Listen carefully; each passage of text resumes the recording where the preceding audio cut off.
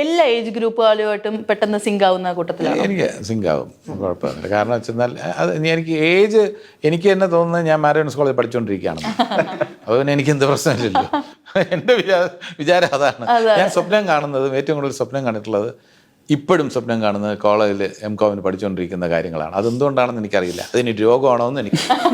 അപ്പോൾ ഞാൻ college student ആവുന്നതും അത് ക്ലാസ്സിൽ പോയി അയ്യോ ലേറ്റ് ആവോ, ബസ് കിട്ടുമോ എന്നുള്ള സ്വപ്നമൊക്കെ കാണാറുണ്ട് ഇപ്പോഴും.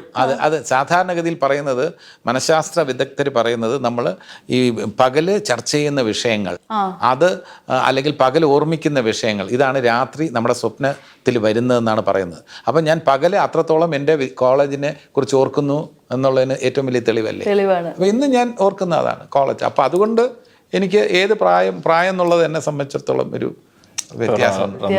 റംസാന്റെ സ്വപ്നങ്ങളിൽ ലേഡീസ് ഹോസ്റ്റലിൽ മാത്രമേ കാണുള്ളൂ.